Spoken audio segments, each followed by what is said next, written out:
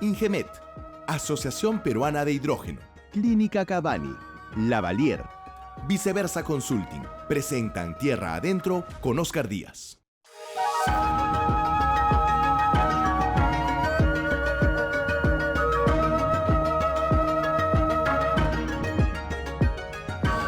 Señoras y señores, muy buenas noches y bienvenidos a una nueva edición de su programa dominical Tierra Adentro, como siempre a las 7 y 9 de la noche a través del principal canal de noticias del Perú, que es ATV+. Este es el programa, el primer programa de las industrias extractivas con rostro social, porque aquí además de entrevistas a gente muy talentosa, el sector privado, público, empresarios, ejecutivos, expertos en diferentes especialidades, también tenemos informes que muestran cómo es que el sector minero, petrolero y energético está tocando las vidas de muchos peruanos para bien. Y ese es, digamos, el sello distintivo de este programa. Pero déjenme empezar hoy con un comentario que tiene que ver mucho con una noticia de esta semana.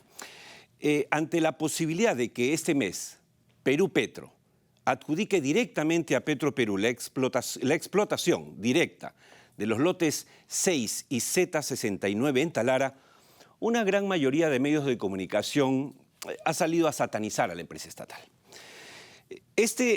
Ustedes lo saben, que nos acompañan hace 2 años, es posiblemente el único programa económico empresarial de la televisión peruana en señal abierta y cable. Y aquí creemos en la libre empresa y en la inversión privada. Pero justamente por ello, en este caso nos permitimos discrepar con la Sociedad Nacional de Minería, Petróleo y Energía, con la CONFIEP y con la Sociedad Peruana de Hidrocarburos, donde tengo muchos amigos, que afirman falsamente que Petroperú pondrá en riesgo el dinero de los peruanos cuando es todo lo contrario.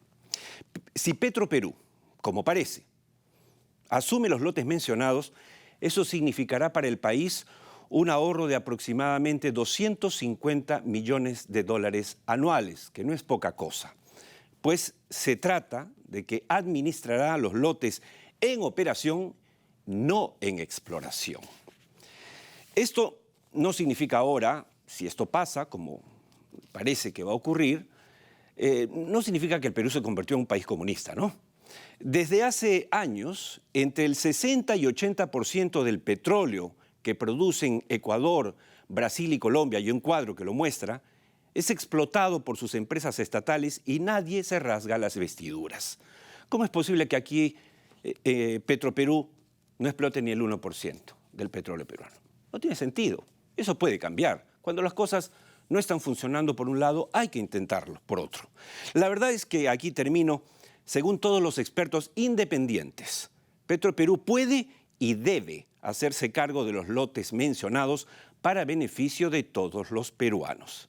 Aquí en Tierra Adentro coincidimos con ellos, sinceramente, salvo mejor opinión.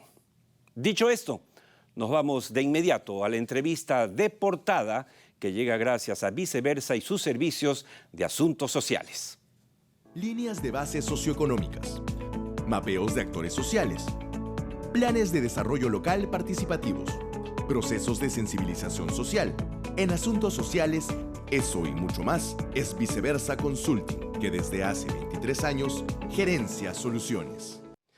Bien, y para la entrevista de portada tenemos a un gran amigo, un experto además en temas de prevención de conflictos. Él es Fernando Castillo, exdirector de la Oficina de Gestión Social del Ministerio de Energía y Minas, nada menos que por 7 años. Tengo el gusto de conocerlo hace más de 10 años y he visto de cerca el trabajo que ha realizado. Y por fin tenemos el gusto de tenerlo esta noche en el programa. Bienvenido, Fernando. Muchas gracias, Oscar. Un saludo para todo el público que sigue cada fin de semana este importante programa que hoy conduces. Muchas gracias. Bien, la industria minera representa el 60% de nuestras exportaciones y es sin duda el mayor aportante del PBI. ¿Qué porcentaje del presupuesto general de República del próximo año, Fernando, le ha destinado el gobierno al sector energía y minas? Es curiosa la pregunta con la que arrancamos esta conversación. Normalmente cuando uno tiene la intención, la voluntad política de promover, de sacar adelante algún segmento particular de la gestión pública, le asigna los recursos necesarios para crecer. Sin embargo, en el caso de la parte minera, que es a lo que hemos tocado en lo que su significado, el presupuesto para el año próximo es 0.1% del volumen total. ¿Cómo puedes repetirlo? 0.1%. No, estás tomando el pelo, pues, por el año favor. pasado ¿Cómo? tuvo un presupuesto que casi bordeaba los 300 millones y este año se ha asignado 258 millones. ¿Menos que el año pasado? Menos que el año pasado, con más problemas, con más dificultades. Con el cambio climático, con la matriz energética que viene a... Con más problemas, con momentos de cambio de comunidades. Y si tú ves un presupuesto de 240 mil millones de soles, asignar 258 millones es un proceso insignificante para lo que significa tratar de promover en procesos sociales, evaluaciones, sacar adelante procesos de consulta previa. Fíjate, solo en consulta previa, Oscar, hay más de 70 proyectos, son 70 inversiones congeladas. No existen recursos para tener procesos de categorización, de identificación de pueblos indígenas. Si tú vas a sectores como la Dirección General de Minería, no cuenta con la cantidad y calidad de profesionales como para poder desarrollar un trabajo y puedan los proyectos ser mucho más expeditivos. Fernando, en realidad no solamente es una primicia lo que nos estás dando, sino casi una denuncia. O sea, no puede ser... Señores del gobierno, no puede ser que en un sector que en este programa hace 2 años estamos tratando de explicar de la manera más gráfica posible, que tiene que ver con el desarrollo del país y sostiene en buena parte la economía nacional, se le haya reducido el presupuesto de la República. Esto es realmente preocupante. Pero por supuesto, si estamos escuchando a diversos líderes del gobierno nacional planteando agenda de desarrollo de proyectos, sacar adelante inversión congelada, no la vas a poder hacer porque sencillamente no tienes los recursos para poderla implementar. Y no es solo el sector minería. Fíjate, nosotros siempre le llamábamos los sectores que producen y los sectores que gastan. El MEF es un cajero que administra, pero hay aquellos que lo generan. Y es minería, es agroexportación, es pesca, servicios, turismo, comercio. En conjunto todos ellos, la sumatoria de todo el presupuesto de los que generan el ingreso de este país es 3.8%.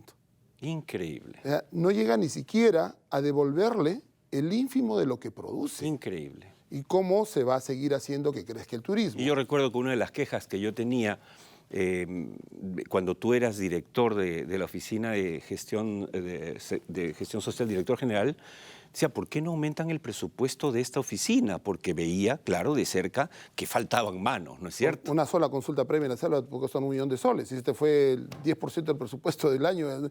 Pero estamos a tiempo. O sea, esto yo comparto contigo que es delicadísimo.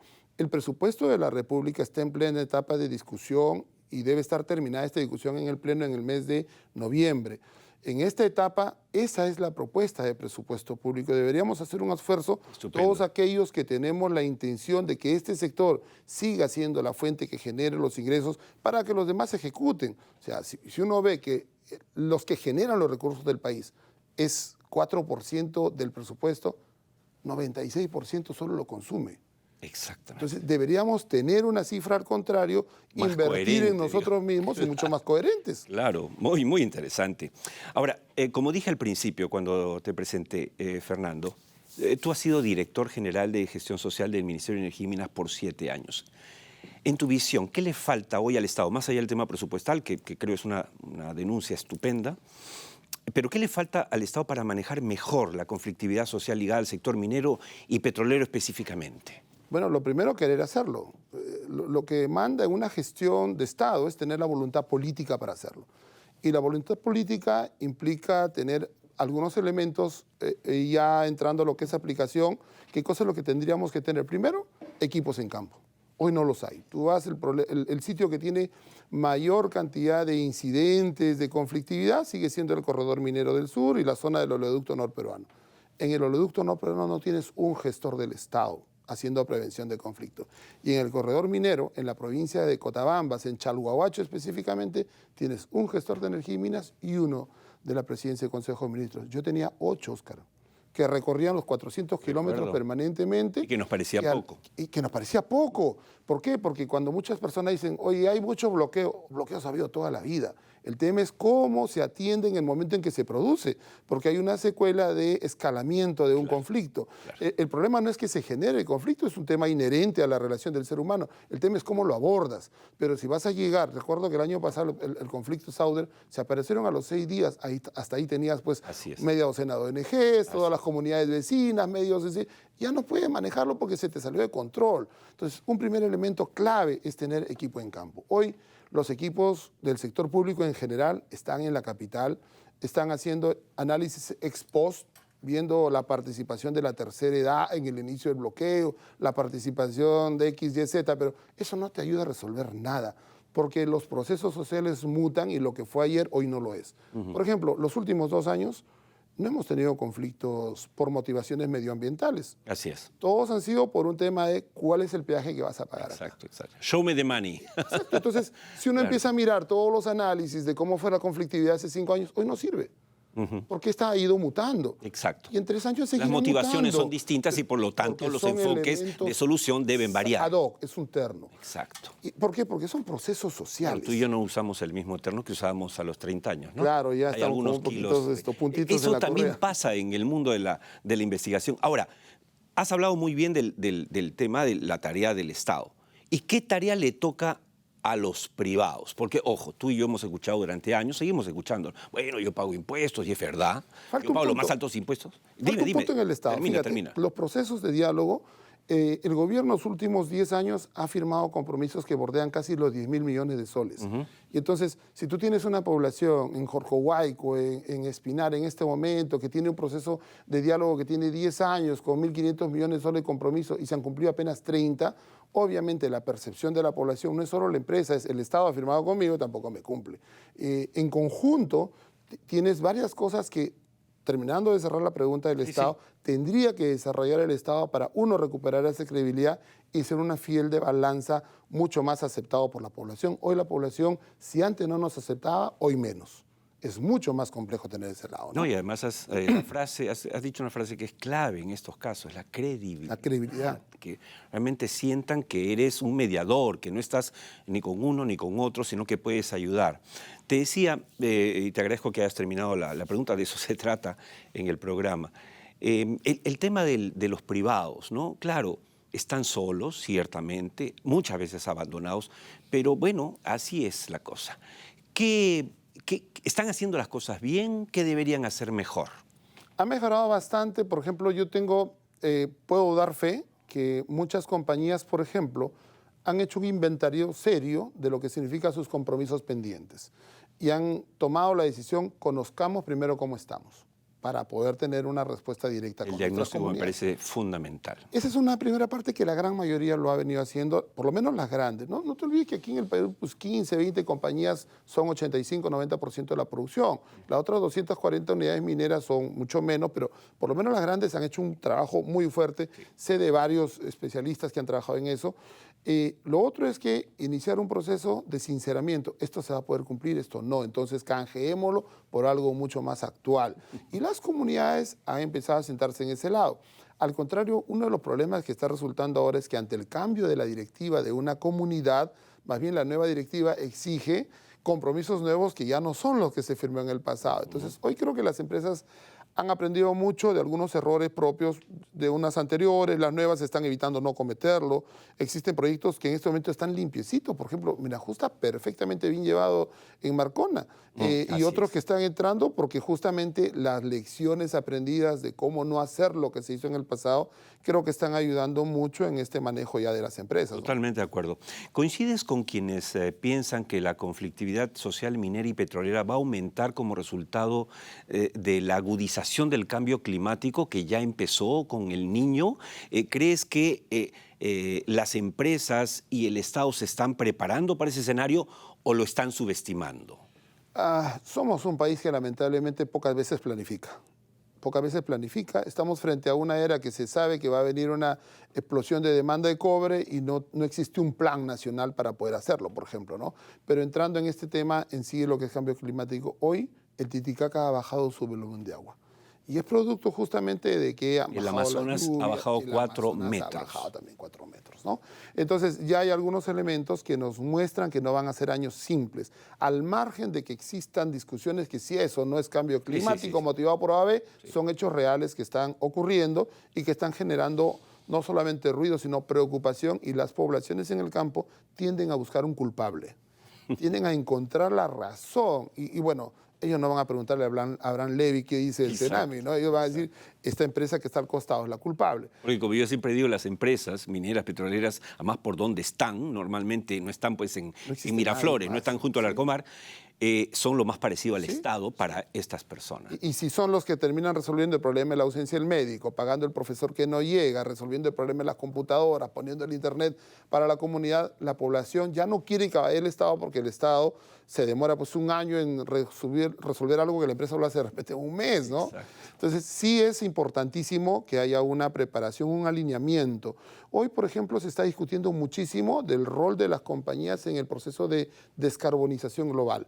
El proceso de hidrógeno verde está avanzando mucho a interno de varias compañías, por lo menos las que son ACM lo están tocando. Sí, claro. Hoy, por ejemplo, en el Perumín que tenemos dentro de una semana, hay una agenda bien fuerte en relación a todo lo que significa procesos de descarbonización y cómo tomamos un rol más activo en el proceso de mitigar en parte lo que significa cambio climático y qué cosa lo que podríamos hacer cada una de nosotros en el sitio donde nos encontramos. Sí, ¿no? Bueno, te cuento, nosotros, Viceversa Consulting, la empresa que yo dirijo hace 23 años, y este programa somos parte de la Asociación Peruana de Hidrógeno y creemos firmemente que por ahí hay que caminar, entre otras cosas. Rolando Luque, experto en prevención de conflictos de la Defensoría del Pueblo, dijo aquí en Tierra Adentro hace algunos meses que casi el 70% de los acuerdos de las mesas de diálogo, y tú tienes mucha experiencia en eso también, o llamadas algunas mesas de desarrollo, no se cumplen. O sea, en su mayoría, 3 de cada 4 acuerdos no se cumplen por parte del Estado. ¿Cómo hacer para que esto no siga sucediendo? En una oportunidad estaba como premier Fernando Zavala y le conté pues, que en ese momento había 8.000 millones de soles de compromisos pendientes de los sectores que hace el campeón de la democracia firma un acuerdo pues, y ya liberó el tema y se quedó con eso. No lo creía y no lo creía nadie. Tú hoy le preguntas a cualquiera de los ministros, a la agricultura, le dices cuántos son los compromisos que usted tiene pues, en Chumbivilca, si no tiene la más remota idea, porque no hay un debido manejo de estos compromisos. En el aparato público, si el director de planeamiento, que es el que formula el presupuesto para el año próximo, no lo ha incluido en la agenda, no se van a cumplir.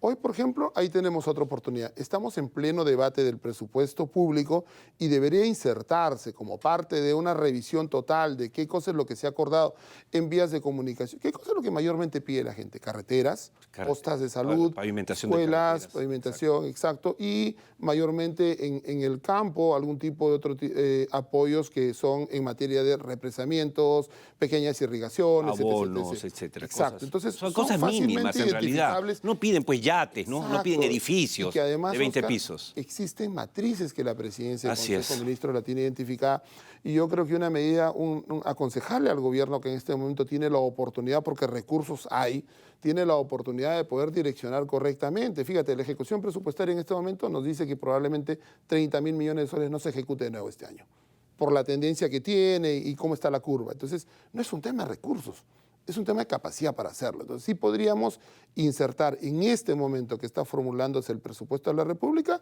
por lo menos una parte importante de esos compromisos pendientes. Eso ayudaría mucho para que las poblaciones sientan que de verdad tienen un Estado que está cumpliendo con ellos, ¿no? Nosotros tenemos la edad suficiente para decir que hemos vivido los 80. En los 80 había hambre, en los 80 había 53 o 57% de pobreza. Hoy hay 21 que ha subido lamentablemente con el COVID, pero en el primer gobierno de García teníamos menos 7.000 millones de dólares en reservas, igualito que Argentina ahorita, terrible. Hoy tenemos 65.000 millones de dólares a favor, en positivo. O sea, plata hay, pero no la sabemos gastar o no la queremos gastar. Antes de que nos gane el tiempo, una última pregunta ya al experto. Y te agradezco mucho que hayas venido. La verdad creo que ha sido muy útil siempre, y estoy seguro que habrá otras oportunidades. En tu amplia experiencia, ¿Qué tan importantes son los mapeos de actores sociales que deben realizar las empresas, así como las estrategias de sensibilización y comunicación, sobre todo en el sector minero? ¿Son muy importantes, medianamente importantes o poco importantes? Son determinantes. Este año me ha tocado corregir varios mapeos de actores que se ha hecho en algunas empresas. Nunca vamos a tocar nombres. Sí, claro, claro. Pero no es lo mismo hacer un listado de autoridades que un mapeo de actores.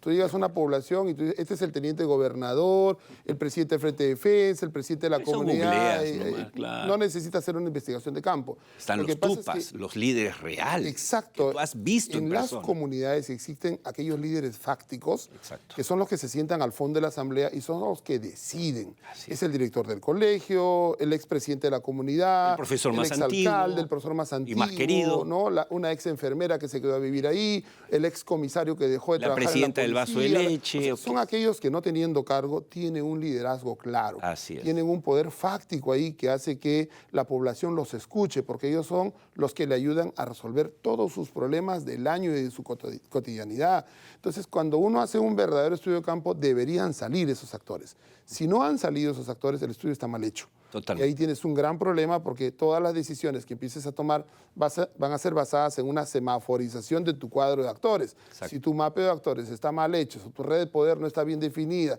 si tu cuadrante que tiene que ver con lo que significa influencia, poder, capacidad convocatoria, no lo has sabido manejar, has hecho un mal trabajo. Y entonces las decisiones no van a ser correctas, ¿no? Claro, es importantísimo medir el nivel de actividad, posición, poder, trascendencia del trabajo. Realmente creo que lo has explicado muy bien. Es algo que, digamos, compartimos porque, como tanto en tu caso como en viceversa, nos dedicamos a hacer justamente este tipo de cosas y no se trata de googlear, ¿no? O sea, los representantes a veces menos pensados, los más impensados resultan siendo claves y tú has tenido oportunidad de verlos en vivo en varias soluciones de conflictos. Muchas gracias, Fernando. No, al Y nos contrario. vemos en una semana en Arequipa. Nos vemos en todas Arequipa. maneras. Aprovecho para invitar a todas aquellas personas Porque que tú estás tienen- integrando el comité organizador soy de parte de la Perumín. comisión Por de favor, Perumín. la invitación, el comercial, por favor. No, indudablemente que sí. Agradecerte en primer lugar, igual al canal, y invitar a toda nuestra población en el país interesados en seguir conociendo procesos no solamente de minería, sino la conexión con lo que significa el desarrollo y seguir batallando cada uno desde su campo en seguir reduciendo las cifras de pobreza. Los esperamos a todos en Arequipa del 25 al 29 de septiembre. Estoy seguro que será un éxito. Muchas gracias. Fue Fernando Castillo, exdirector general de la Oficina de Gestión Social del Ministerio de Energía y Minas, dándonos luces sobre la real situación. Este programa es así, ¿no es cierto? No es un programa político, pero siendo un programa económico-empresarial, pues toca también la política, porque la política tiene que ver con el quehacer de todos nosotros. Nos vamos a la pausa rápidamente y regresamos. ¿Saben ustedes que las sequías que se están dando, las inundaciones que se están dando, pueden también afectar al sector minero productivo? Bueno, de eso vamos a hablar con un experto. Volvemos en breves minutos.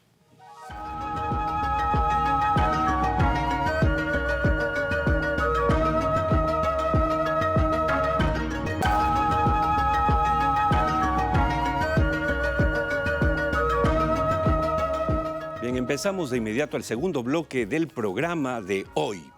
El Instituto Geológico, Minero y Metalúrgico, INGEMET, ha cumplido 44 años. El siguiente resumen de su historia e importancia los sorprenderá. Adelante.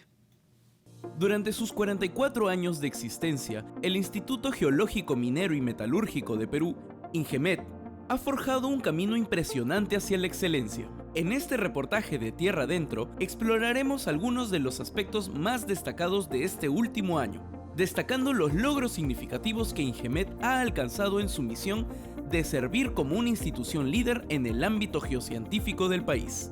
Desde el punto de vista geológico, generamos la información necesaria para que se puedan desarrollar proyectos a nivel de ordenamiento territorial y zonificación ecológica económica en el Perú. Nos sentimos muy satisfechos porque creemos que estamos dando información que es oportuna, de calidad, y hacia eso también nosotros nos dirigimos. Este viaje ha sido marcado por avances notables en la comprensión de la geología peruana, así como en la promoción de prácticas responsables en la industria minera y la gestión de los recursos naturales. Tenemos la Carta Geológica Nacional, a escala 1 en 100.000, culminada en un 100%, y en el año 2022 hemos avanzado cerca del 97% de la Carta Geológica Nacional a escala 1 en 50.000. Ingemet lo que otorga son concesiones mineras para la minería formal, esa minería formal que aporta al Estado peruano recursos, esos recursos que deben ser aplicados en las regiones de una forma sensible para las poblaciones.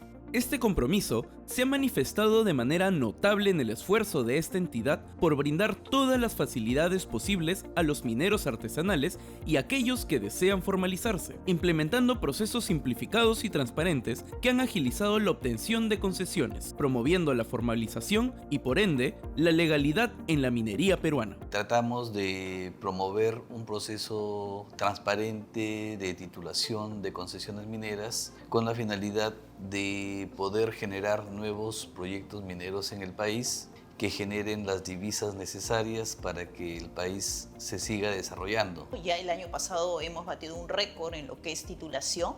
Estamos alrededor de 3.700 concesiones otorgadas, ¿no? Lo que hay que ver es el procedimiento interno que se sigue, ¿no? Eso es lo que básicamente se ha simplificado. Hay que recordar que la concesión minera es el primer paso de una minería formal y desde que se solicita hay un monto que se paga, que es el derecho de vigencia. Ese derecho de vigencia pues es para los gobiernos locales, las municipalidades distritales.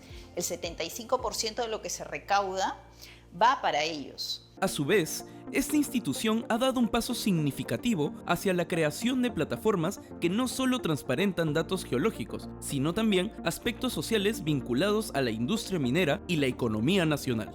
Estas iniciativas están diseñadas para empoderar a las comunidades locales, brindando acceso a datos y conocimientos que antes eran muy difíciles conocer. Tenemos una vasta información en el GeoCadMIN, tenemos 230 capas, las cuales se van incrementando día a día. Entonces es información relevante y a partir de ahí surge el GeoCadMIN económico, el GeoCadMIn social, con el fin de que la gente conozca cuáles son los recursos económicos de los que dispone cada región. ¿Qué es lo que se está haciendo con esos recursos? ¿Se está haciendo alguna obra? ¿Cuánto se está ejecutando del presupuesto que está asignado para cada municipalidad, para cada gobierno subregional? Tomamos información que trabajamos entre entidades en lo que es el aporte de la parte minera para las comunidades, el aporte lo da para los gobiernos regionales y nosotros lo damos ahí en este sistema, lo difundimos para el público en general. Por si fuera poco, en el último año Ingemet ha realizado descubrimientos geológicos que prometen abrir nuevas oportunidades al sector extractivo de nuestro país. Estamos realizando investigaciones en lo que se refiere a los denominados minerales estratégicos o críticos. Estamos viendo la ocurrencia de elementos tales como el indio, el galio, el germanio, el níquel, el cobalto y por supuesto también el grafito, ¿no?, que es uno de los minerales necesarios para las baterías de litio, precisamente, aparte del níquel, el cobalto. Persistente en su compromiso con la mejora y la innovación constante, sus métodos de trabajo adoptan tecnologías de vanguardia en sus laboratorios y centros de datos, manteniéndose como líderes de la geociencia y la minería, garantizando una investigación sostenible en la gestión de los recursos geológicos del Perú. El Laboratorio de Química obtuvo la acreditación internacional bajo la norma ISO 17025. Entonces, esta acreditación asegura la competencia técnica de nuestros procesos, la calidad del servicio, le brinda confianza a los clientes y además puede ser comparable a nivel internacional. Hemos tenido dos certificaciones. Una primera certificación que es la ANSI TIA 942B 2017 y la otra certificación que es la ISO y la 22.237, que es esta que estamos acá. Queremos identificar nuevos recursos para el país para poder continuar contribuyendo, digamos, indirectamente a la economía nacional. En 44 años de existencia, la obra de Ingemet, promoviendo la formalización y el crecimiento de la industria minera, de la mano de la transparencia, de la información geocientífica, social y económica, demuestra la importancia estratégica de esta institución, que marca el camino del desarrollo de nuestro país. Felicitaciones a todo el equipo de Ingemet que lidera Henry Luna por su silenciosa pero extraordinaria labor por el bienestar de todos los peruanos. Y dicho esto, nos vamos de inmediato a la entrevista central, que llega gracias a Viceversa y sus servicios de asuntos ambientales. Estudios de impacto ambiental detallados y semidetallados. Informes técnicos sustentatorios. Modificaciones de EIA. Monitoreos ambientales para minería, petróleo y energía. En medio ambiente.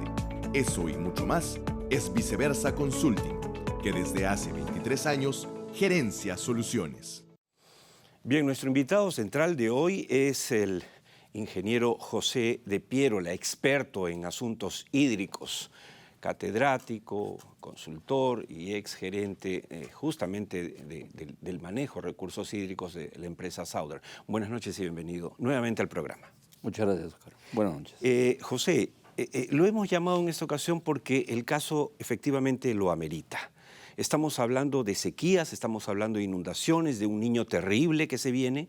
Y la primera pregunta obligada es, ¿el niño y la agudización del cambio climático que estamos viviendo en el Perú específicamente pueden afectar la producción minera o más bien incidir en el aumento de los conflictos sociales en sus zonas de influencia? Yo diría que tiene que ver en los dos puntos, puntos planteados. Uno es en la operación misma. ¿Por qué? Porque la presencia de eventos extremos puede originar lluvias no esperadas, y esto afecta evidentemente todo el proceso de producción, sobre todo en los proyectos de tajo abierto, y también en los sistemas de comunicación. Me refiero a las carreteras, a las vías de acceso y todo esto. Entonces, esas lluvias intensas pueden generar problemas muy serios en esto, ¿no? Y la comunicación para la transferencia de la producción hacia los puertos de exportación, ese es un punto muy importante. Y el otro tema es la falta o la presencia de sequías. También afecta lo que son las operaciones mineras, porque afecta la disponibilidad de agua fresca. Y entonces ahí viene el otro punto que es importante y que mencionaste, que es el segundo punto social.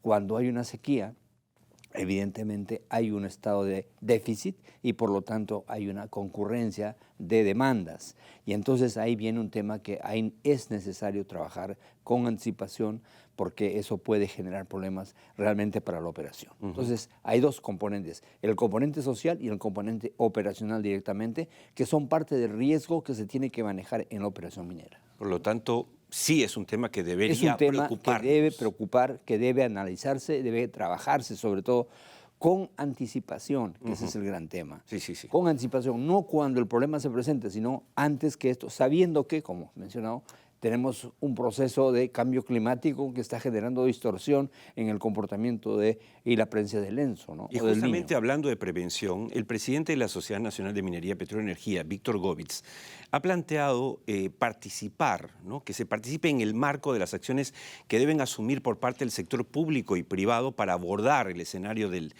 niño, tanto por la presencia de lluvias extremas como por el efecto de faltas de estas en la región sur. ¿Cuál es la importancia de este planteamiento hecho por el presidente de la Sociedad de Minería? Mira, yo creo que ese es un aporte muy importante del ingeniero Víctor Govitz y de la Sociedad Nacional de Minería. ¿Por qué? Porque el problema tanto de extremos como de sequías es un problema que tiene que abordarse desde el punto de la perspectiva territorial. Y ya la sociedad ha estado planteando anteriormente el tema del análisis territorial y el enfoque territorial para las acciones que tienen que hacerse. ¿Qué implica eso? Que en este tipo de acciones tienen que participar el gobierno regional, el gobierno local, el gobierno nacional y la entidad privada que está dentro de todo este proceso. ¿Pero por qué es importante? Porque de mi experiencia sé que la actividad privada es la impulsora, es la que empuja, es la que hace que las cosas funcionen, porque el Estado, ya lo escuchamos en la entrevista anterior, está con una capacidad operativa muy baja. Entonces, esto llama a pensar en lo que llaman las task force en inglés, son las fuerzas de tarea en las cuales hay que abordar temas concretos a partir del concepto de cuenca, y quién va a empujar eso es precisamente la actividad minera, porque tiene la necesidad de trabajar el tema tanto en máximas como en mínimas y con esto impulsar todo lo que es la actividad o la operatividad del Estado. Y el sector minero en particular, para que lo sepan nuestros televidentes dentro y fuera del país, ¿dispone de los recursos humanos y materiales, digamos, para sumarse a este esfuerzo nacional y por otro lado, ¿conoce el comportamiento de estos eventos en las regiones donde se desarrolla su actividad? Sí, por supuesto. ¿Por qué? Porque la actividad minera lo que hace siempre es implementar sus redes de control, de medición de precipitaciones, de temperatura, las redes de estaciones hidrometeorológicas. Entonces, tiene una información bien controlada y eso le permite tener data. ¿Y por qué le interesa a la actividad minera? Porque precisamente su tema de máximas y de mínimas es permanente. De eso depende la continuidad de sus operaciones, controlando el riesgo a partir de la información que acopia. O sea, tiene los recursos de información. Por supuesto que el Estado también tiene a través de la red de CENAMI, ¿no? Y de ANA, pero esta red es muy amplia y tiene algunas limitaciones, sobre todo de mantenimiento y de operatividad. Entonces, esta información tiene que manejarse con mucho cuidado y trabajarla para poder tener una herramienta de trabajo, ¿no? Entonces, eso en esa perspectiva es importante y también la actividad minera pues, necesita de información de corto plazo, no de meses adelante, sino semanas anteriores para poder hacer la planificación de sus actividades y de esta manera trabajar en conjunto con los otros usuarios de la cuenca, que son normalmente los agricultores y también el uso poblacional y el control de la ciudad. José, usted como experto en asuntos hídricos es un permanente estudioso del tema.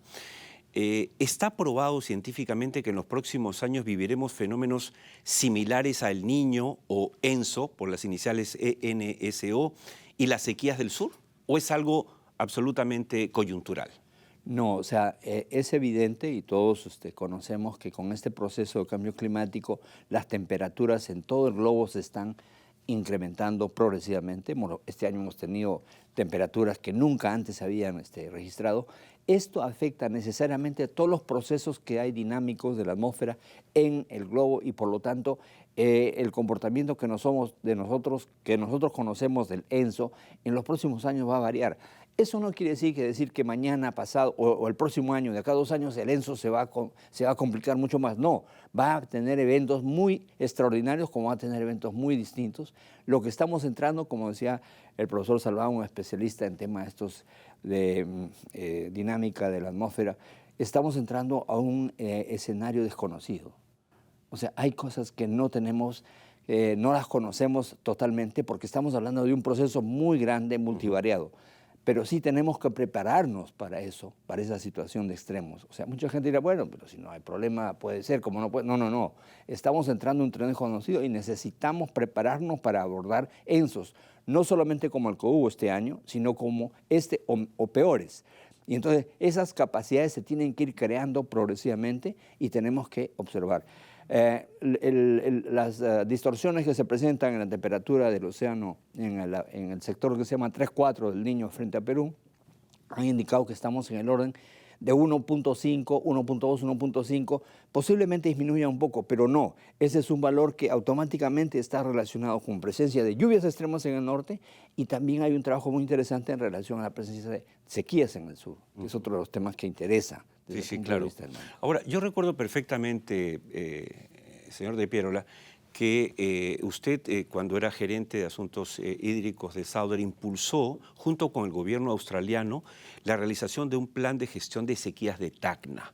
No, esto es público, además no es ningún secreto, sino es público, hay una publicación sobre eso. Nos honra decir que Viceversa Consulting tuvo ahí un papel, una colaboración en un aspecto. ¿No cree que este tipo de cosas son las que deberían hacerse ahora? Digamos, más empresas deberían colaborar, trabajar en pared con el gobierno peruano u otros gobiernos para poder enfrentar y estar preparados para El Niño y lo que se viene. Por supuesto, justamente esta experiencia que tuvimos en el sur surgió del Consejo de Cuenca, Recursos Hídricos de Samalocumba, que es la mesa en la cual estaba yo participando en representación de la empresa, y logramos progresivamente formular un proyecto de este tipo, un plan de gestión de sequías. ¿Por qué? Porque sabemos que las sequías son fenómenos que se van a repetir ahora y para siempre, con mayor o menor intensidad, o sea, con mayor intensidad, o sea, mucho más secos o con mayor duración. Entonces, frente a ese escenario, es necesario prepararse.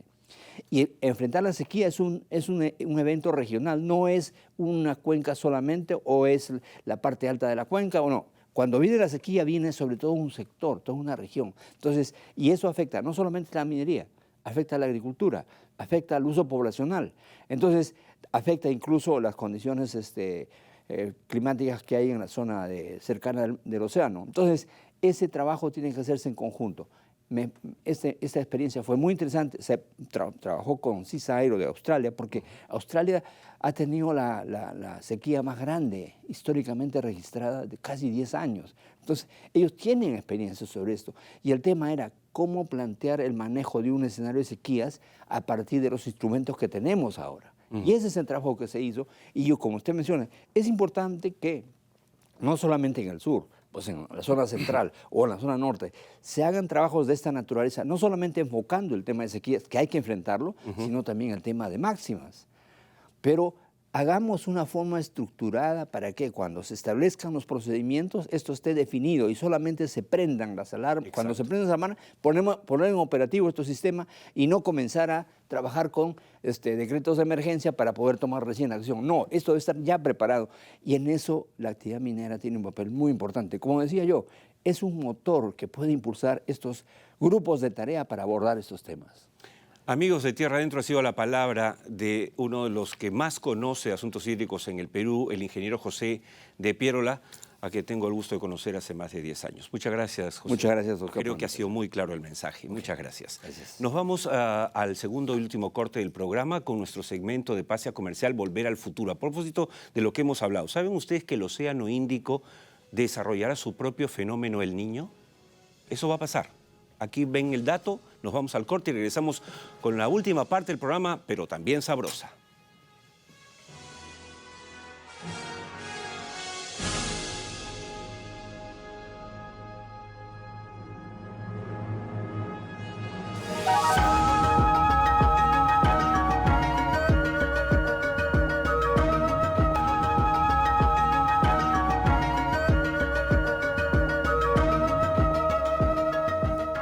Y de inmediato, vamos con la entrevista del cierre de hoy.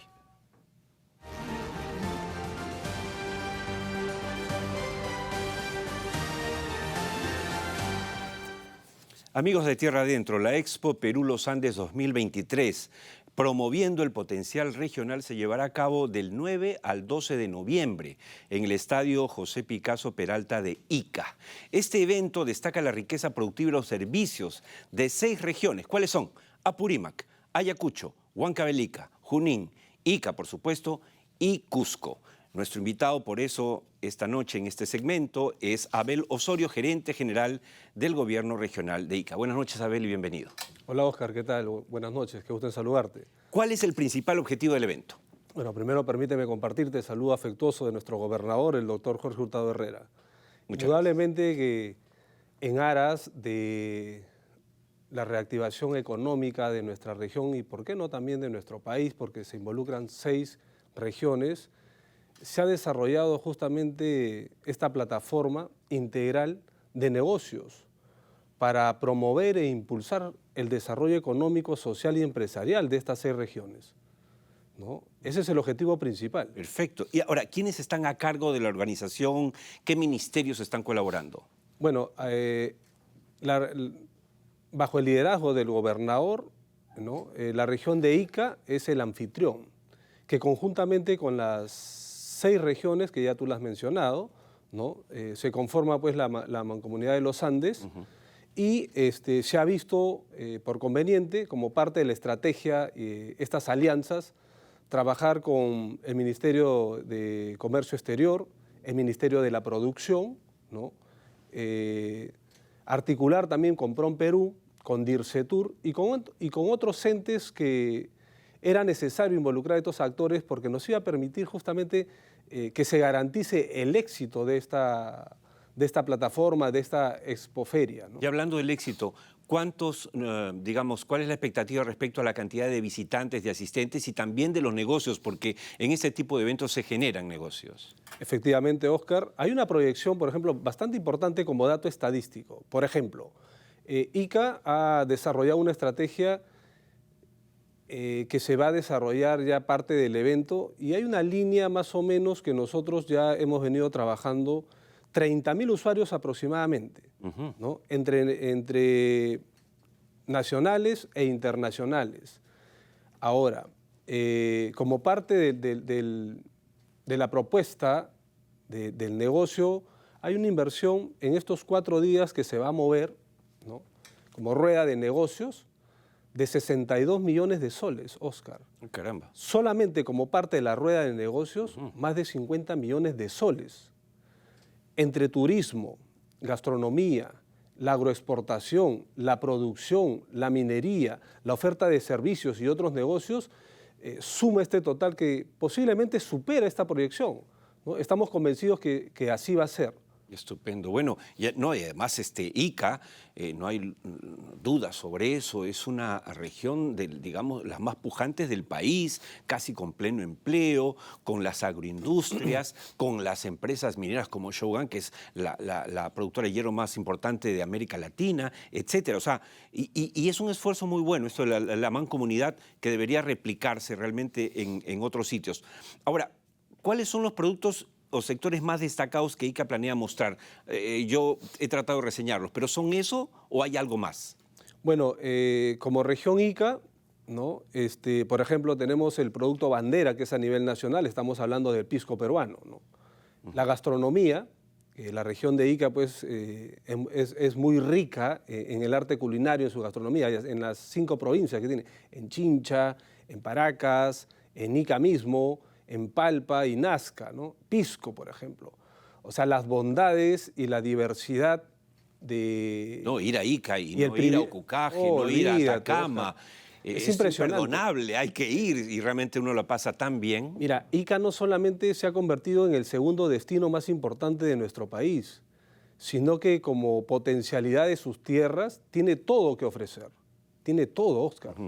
Entonces, así estamos garantizando justamente el éxito, ¿no? O sea, la oferta es grande para nivel nacional e internacional. Creo que el mensaje está claro respecto al Expo Perú Los Andes de este año, pero no quiero que te vayas sin tocar un tema que es un poquito más preocupante y delicado. El tema, hemos hablado del niño. Se ha hablado de que el gobierno ha anunciado que hay 3.000 millones para prevenir el niño. ¿Cuánto ya le llegó a Ica o no le llegó nada? Qué buena pregunta, Oscar. De verdad que hace un instante escuchaba al especialista hídrico, al ingeniero José de Pierola, y compartía su preocupación en el sentido de que no se está midiendo lo agresivo que puede ser este fenómeno que finalmente termine por destrozar a muchas regiones. En el caso de Ica, por ejemplo, nosotros ya venimos coordinando con el Ejecutivo, directamente con el MES, para que se haga la transferencia de los recursos necesarios. Sin embargo, todavía estamos a la espera, ¿no? Sostenemos de que va a haber una respuesta positiva por parte del Ejecutivo en estas últimas semanas. Lo que sí nos preocupa es que es el tiempo, porque a la fecha aún no hemos podido intervenir nosotros para desarrollar algunas acciones que nos permitan mitigar. ¿Pero el dinero llegó? No ha llegado. Entonces, esa es nuestra preocupación. Entonces, sin recursos es un poco complicado tomar acciones de manera inmediata. Obvio, ¿no? Obvio. Considerando que más aún ya estás a 2 meses. Y además, tomando en cuenta que el gobierno dijo, ya tengo la plata. Sí. No es que no hay plata, ahí está la plata. Bueno, vale la pena este llamado del gerente general del gobierno regional de Ica al gobierno para que se ponga las pilas y les destine el presupuesto que está previsto. Así es, Oscar. Nosotros, por ejemplo, bajo el liderazgo del gobernador, el doctor Jorge Hurtado Herrera, venimos trabajando incansablemente para estar atentos, porque él ha sido elegido por mandato popular y está convencido de que si no trabajamos de manera responsable y comprometida, y exigiendo también al Ejecutivo una respuesta inmediata para poder tomar las decisiones pertinentes a fin de poder mitigar el posible impacto negativo que puede generar estos desastres, después vamos a tener serios problemas. De acuerdo. Serios problemas. De acuerdo. Muchas gracias. Ha sido Abel Osorio, gerente general del Gobierno Regional de Ica. Ya nos hizo la invitación. Obviamente vamos a estar ahí en noviembre para la Expo de los Andes en Ica. Y también llamó la atención sobre algo que debería cumplir el gobierno de inmediato. Muchas gracias y hasta cualquier momento. Gracias, Oscar. Nos vamos de Ica ahora, antes que nos gane el tiempo, a Nueva York. Nos vamos hasta Estados Unidos para nuestro segmento desde Wall Street, que llega gracias como siempre, a GCG Advisors. GCG Advisors, financiamiento para proyectos mineros, capital para ampliación de operaciones, portafolios de inversión del sistema financiero norteamericano. GCG Advisors, en Norteamérica, pensando en el Perú.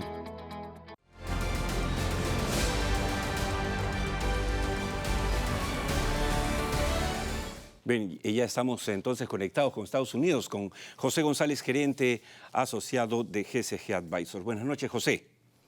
Buenas noches, Oscar. Tú siempre te editas muy bien, así que en estos minutos vamos a hacerle dos preguntas que estamos seguros nos vas a poder responder. Hace 50 años, amigos de Tierra Adentro, Estados Unidos sostuvo una guerra que duró una década, con Vietnam, famosa, miles de películas, ok. Pero esta semana el presidente Joe Biden ha visitado Vietnam para cerrar un trato con el gobierno de Vietnam y para adquirir tierras raras, que son necesarias para justamente toda la tecnología que implica el cambio de la matriz energética. ¿Es así, José? Es correcto. El presidente Biden, luego de la cita del G20 en la India, recaló en Vietnam por un par de días, elevando la relación. Ha incluido a Vietnam como uno en el estatus de las relaciones más cercanas con los Estados Unidos. Se firmaron dos acuerdos, uno por semiconductores y otro por tierras raras. Vietnam es el segundo país en producción de tierras raras en el mundo después de China. ¿Por qué los Estados Unidos firman estos dos acuerdos? Uno, para aliviar la dependencia y los cuellos de botella que hemos vivido en el post-COVID y en esta guerra por el galio y el germanio, con Vietnam, que se ha convertido en una máquina industrial en el sudeste asiático, y porque es muy cercana a los Estados Unidos precisamente porque tuvieron una guerra. Por otro lado, hay una competencia por la influencia en Vietnam, por la que la península indochina es clave para el dominio del Mar del Sur de China. Tanto los Estados Unidos, China como Rusia están tratando de acercarse al gobierno en Hanoi, que sigue siendo manejado por el Partido Comunista de Vietnam, con la venta de armas. Sin embargo, los Estados Unidos han establecido una relación comercial y también, aparentemente, podría venderle armas a su enemigo, y subraya el acercamiento del norte global al sur global en estas nuevas dinámicas internacionales. Nadie sabe para quién trabaja en el cuadrilátero geopolítico del mundo, definitivamente. José, el petróleo se ha disparado a $94 el galón. ¿Esto es un hipo o nos anuncia lo que será el comportamiento del crudo en el mediano plazo? La Unión Europea ya ha manifestado su preocupación por la continuidad de la guerra en Ucrania, que parece no acabar. Recordemos que ni Rusia la puede perder ni Ucrania la puede ganar. Se han atrincherado en el sur de Ucrania, parece una guerra de 1914 en el siglo XXI. Se acerca el invierno, Europa superó el invierno de este año, pero nada prevé que vaya a suceder el próximo año. La OPEP ha refrendado sus acuerdos para seguir la reducción de 1 millón de barriles diarios del precio del barril, como dice el Brent, llegó a $94, está en 93, 97 en lo que estamos conversando, y no da señales de bajar. Al mismo tiempo se han disminuido los temores de una recesión en los Estados Unidos. China tuvo indicadores industriales positivos esta semana. La demanda china es clave para la producción de petróleo. La reserva estratégica de los Estados Unidos está a la mitad por lo que se gastó cuando el petróleo llegó a 100 y pico hace unos meses. La producción norteamericana no se ha incrementado. Venezuela sigue produciendo poco. Vaca Muerta en Argentina no produce nada todavía, a pesar de que se está discutiendo. Hay una coyuntura. Las tasas de interés deberían subir en los Estados Unidos esta semana con la reunión de la FED, lo cual fortalece el dólar, que aumenta los precios. El petróleo está subiendo. Hay una elección en los Estados Unidos y nada más en contra de un presidente, un candidato a la presidencia, que precios de la gasolina altos. Hay una urgencia porque se baje la presión. De ahí, como conversamos la semana pasada, que las aproximaciones a Venezuela deberían seguir progresando porque eso podría aliviar los mercados. Claro. Nada parece indicar que el petróleo vaya a bajar en el corto plazo, salvo que haya una recesión y los precios se retraigan. Claro, cuando hablamos de ese acercamiento, que este programa ha sido el primero en manifestar e informar del gobierno norteamericano a Venezuela, obviamente no estamos hablando de temas, digamos, ideológicos, ni siquiera de políticos, sino de economía pura. Y si el mundo necesita petróleo, pues van a buscarlo donde hay. Y definitivamente Venezuela lo tiene. Ya veremos cómo termina esa historia. Muchas gracias, José. Hasta el próximo domingo. Un placer siempre. Hasta luego. Y nos vamos despidiendo. Tenemos tiempo para dar la frase de esta semana. Es de Jim Rohn, empresario y orador motivacional. ¿Qué dice? La felicidad no es algo que pospones para el futuro, es algo que diseñas para el presente. Y nosotros en Tierra Adentro creemos en eso. Y tratamos de no solamente dar buenas o malas noticias, sino de llevar un mensaje a nuestros queridos compatriotas. El Perú es un país grande, lo acaba de decir el gerente general del gobierno regional de Ica. Se están haciendo esfuerzos. Hay cosas malas, sí, hay malas. ¿En qué país no hay problemas? ¿En qué hogar no hay problemas? Pero hay que salir adelante. Nos vemos el próximo domingo a la misma hora. 7 de la noche, 9 de la noche. En su casa ATV+, en su programa Tierra Adentro, como desde hace 2 años. Mañana estaremos en Tacna y pasado mañana en Hilo. Ya les contaremos el próximo domingo cómo nos fue. Oscar Díaz les agradece su compañía. Los invita al próximo domingo, que estaremos juntos, si Dios quiere. Gracias.